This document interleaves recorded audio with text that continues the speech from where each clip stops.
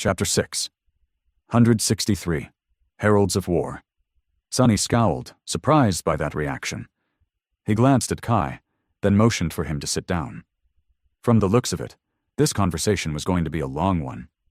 The archer cautiously lowered himself onto a nearby chair and let out a quiet groan of pain, then looked around, a hint of curiosity appearing in his cloudy eyes.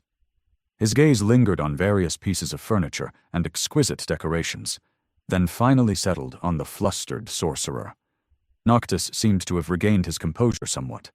He stared at his half-eaten apple with a somber expression, then threw it away and sat down himself. A heavy sigh escaped from his lower lips. "The 3 things you asked for are not that easy to accomplish."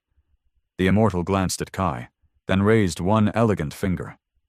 "I can help your friend, Nightingale, recover from his wounds. Somewhat.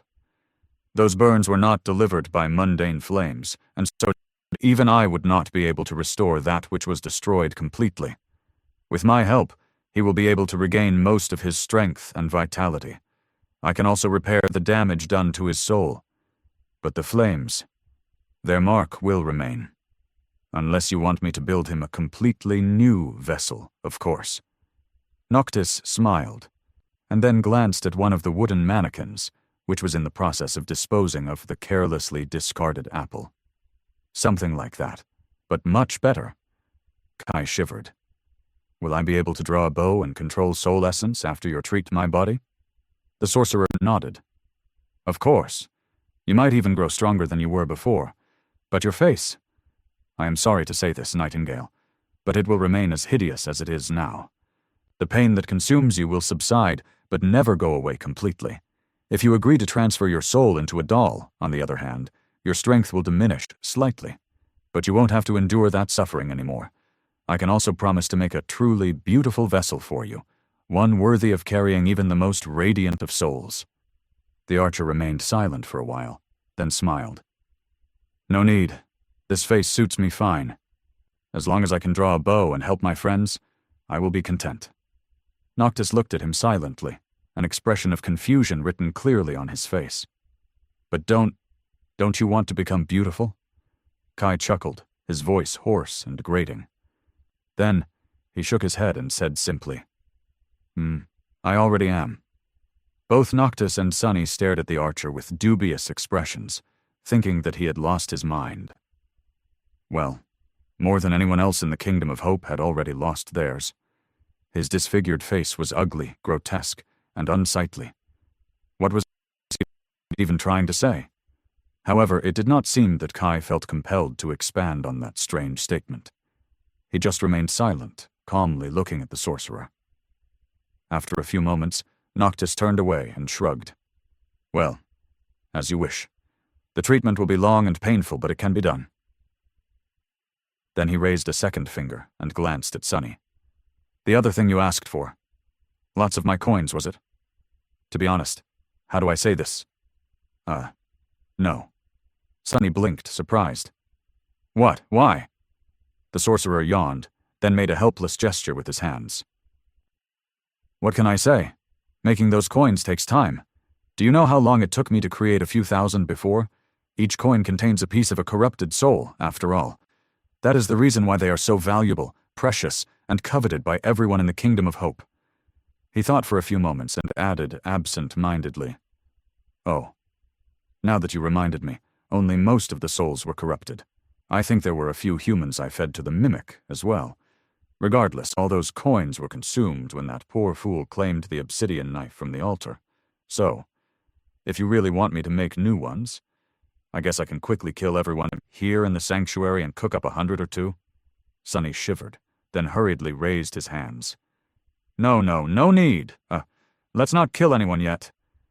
Noctis smiled. "Are you sure? Well, all right, so then..." He raised the third finger. "Lastly, the Temple of the Chalice. I am sorry to say this, but there is absolutely no chance of me ever going anywhere near that place again. Not that I could, even if I wanted to, and I don't, ever."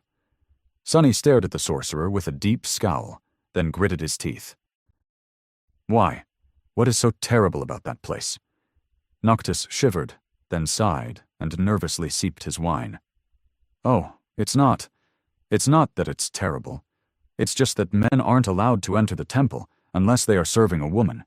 They put that rule in place, after the last time I visited." Sonny really tried to not let his face change and simply glared at Noctis, his eye twitching. Uncomfortable under that murderous gaze, the sorcerer shrunk and looked away. A low growl escaped from Sonny's mouth. "Who cares? You are one of the Chain Lords. What can they do if you decide to break that rule?" Noctis chuckled nervously. "You don't get it. Chain Lord or not. You see, Sunless, as I said, my lands became somewhat of a refuge for those who seek it. And one of the groups of refugees I sheltered was the remains of an ancient and rather terrifying section. This sect takes in orphaned girls, especially those born with red hair, and trains them to become perfect vessels of war. His deadly tools, priestesses, and heralds, the war maidens, are not someone to be trifled with."